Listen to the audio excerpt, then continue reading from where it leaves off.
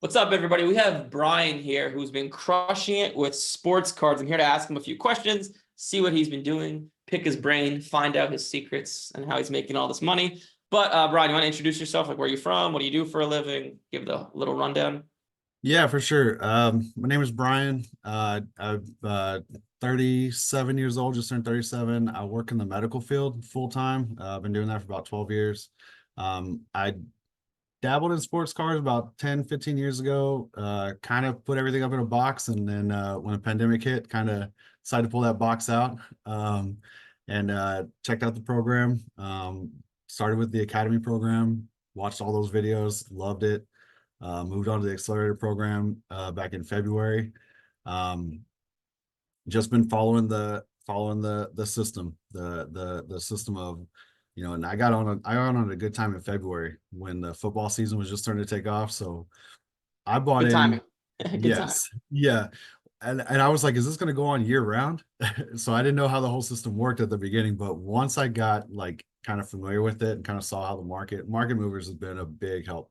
I know some people don't like market movers, but I've used it kind of the way that Chad's kind of taught me how to use it, which is like, comparing those past players. Like we actually were just on a call last night and he was comparing Brock Purdy to CJ Stroud because I was trying to figure out how to price Stroud for August, which is going to be hard. I think it's going to be a little bit harder to do because if his hype picks up and if he has a good game, it's going to be hard to time it. So I've really been kind of going back and forth about how to price his stuff in August because I've never done this before. And so Chad kind of walked me through that using market movers and comparing it to with Brock Purdy, how Brock Purdy kind of went about a year ago. So little things like that, man, have just been so phenomenal and just like helping me kind of understand the whole market. Because like I said, when I got into this 10 plus years ago, I lost a lot of money, and I had good cards, but I didn't time it right. I didn't Yeah. ask the right price and I lost a lot of money. And I knew that going into it. And that's kind of why I reached out to you guys from the beginning was because I didn't want it to just be a failure. And I wanted to get back up on the horse, and kind of try it again a different way, like from a new perspective. And yeah, dude, I watched all those videos in like about a week and it's been pretty much nonstop from there. Yeah, for sure. I remember, I think I remember when we spoke. I'm the one that we talked about the accelerator program. You were pretty nervous to do it, right? Yeah, dude, Yeah, I I was remember. I I was remember. real skeptical. Yeah, because I don't do things like this. I mean, I'm a very like stick to myself kind of read. Like I go and read a book. If I want to learn how to do something, I go read a book. And then you get it in the book, and then you kind of like apply what you learn in the book, and it might work, it might not. But the thing that appealed to me with the program was that we get coaches every day. I have someone I can run things through. I have someone I can kind of walk the whole process through from start to finish, and the coaching calls. Gotcha. That's what. Yeah. Talk to me about that. Like, I find that curious. Like, I'm curious about that part. So, like, so I didn't join any coaching programs to learn sports cards.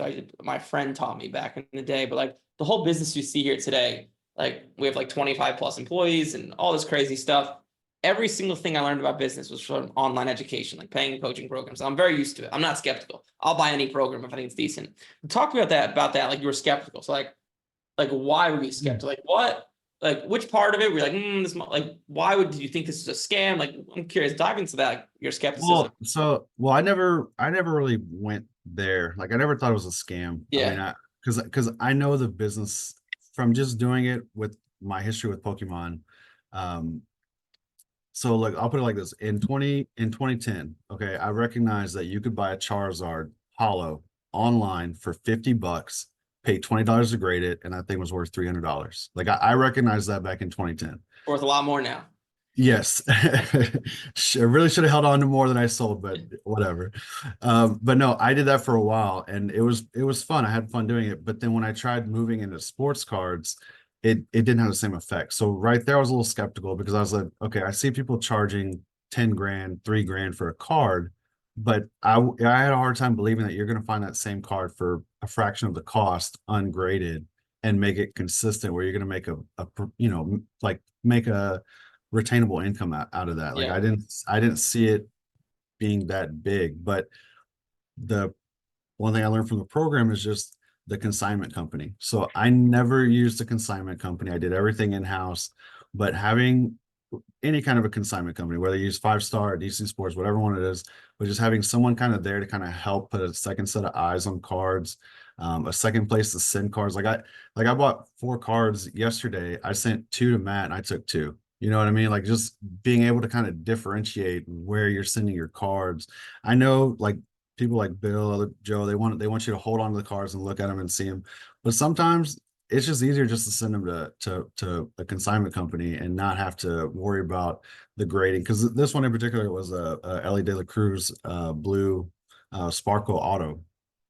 So on those kind of cards, they're a little bit more higher end, I guess. I'm trying to figure out what the right number is. Like if it's below 100, I'll handle it every day.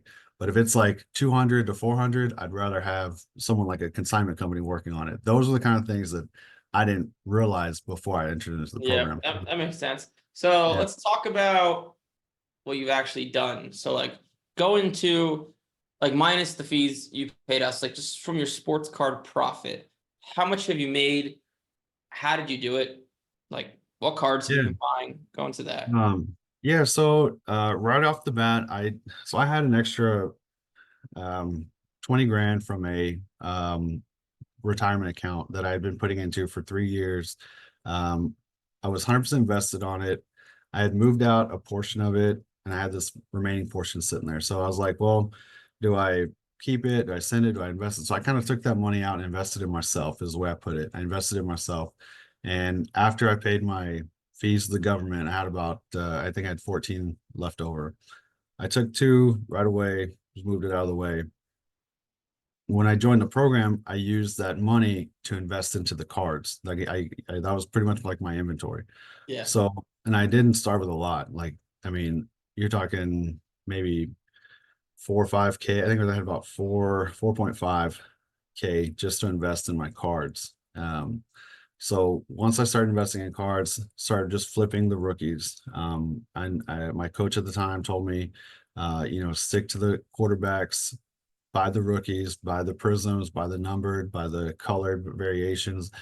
Honestly, I had no idea what any of that stuff meant, but I through the coaching calls, I was able to kind of get with other people and hear what they were buying.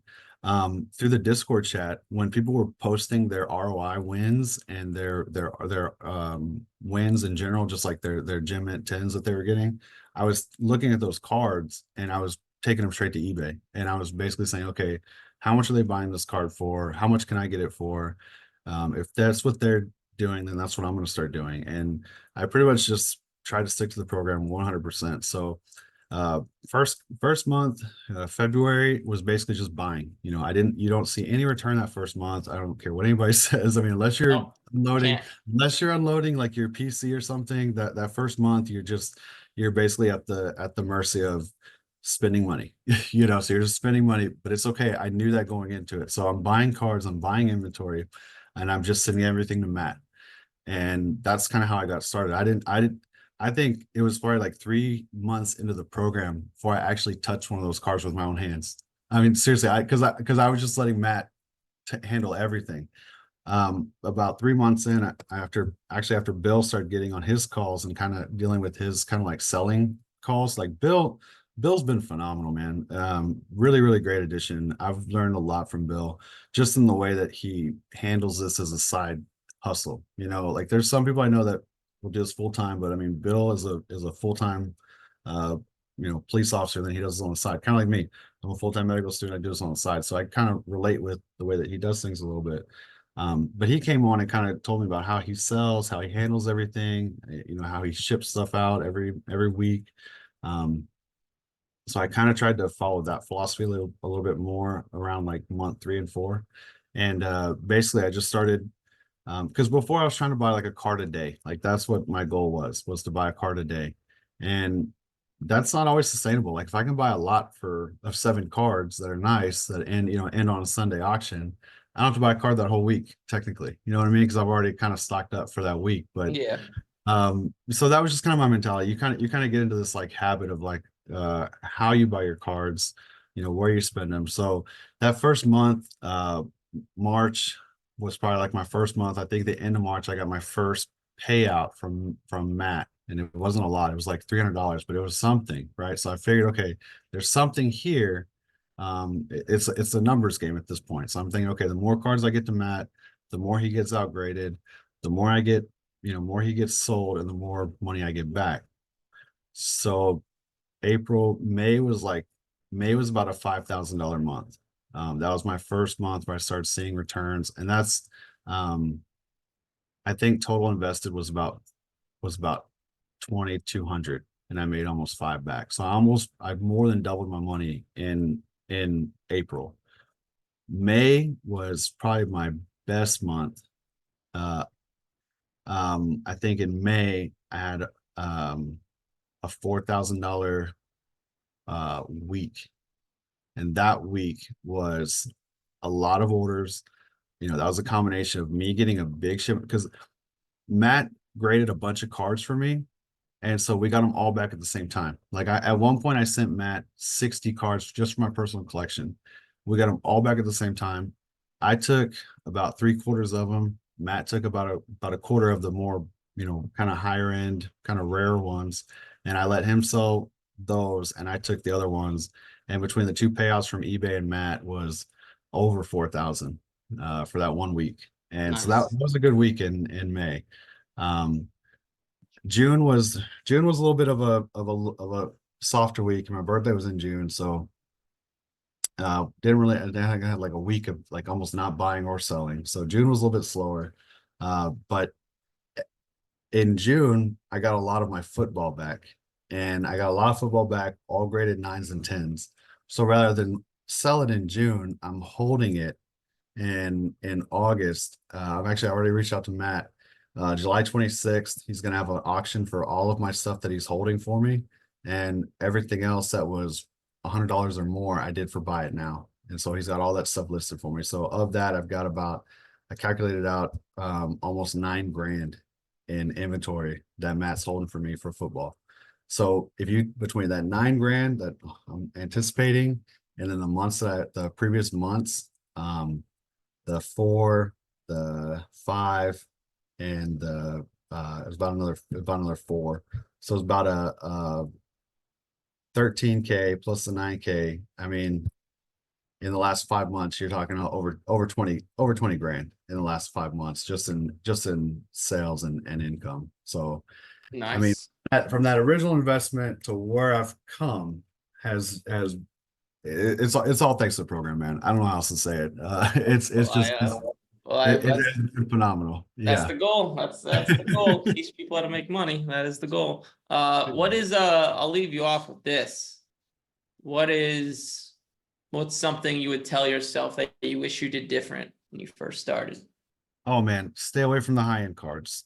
Stay away. I mean, from I tell starting people. out, starting out, yeah. I right off the bat, this is kind of why when I say I had a couple learning curves. So I bought a $600 black and red AR, came in damaged. Matt told me right away it's damaged. It did not look like the picture, so I had to file a claim on that one.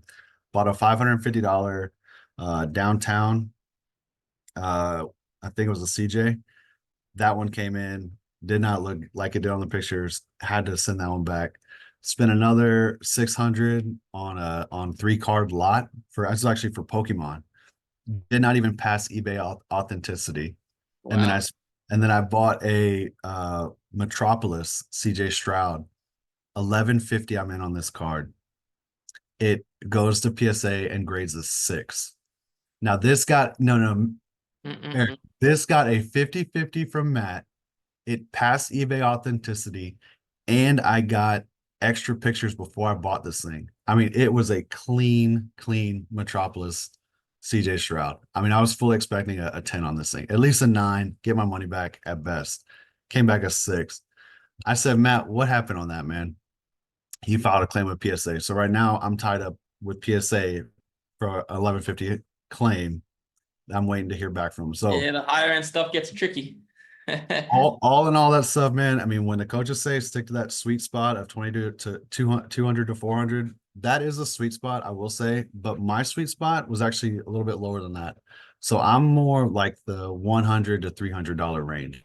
Anything over 300, you're getting kind of like into that position where, okay, it needs to be an auto. If I'm gonna double my money, it's gonna need to go at least 800 as a PSA 10. So it's just there's a lot more factors that need to happen, with those anything over 300. So my sweet spot's been more 100 to 300, and now that I know that, man, it's been my gym rate has been a lot better, and I've also been a lot more selective.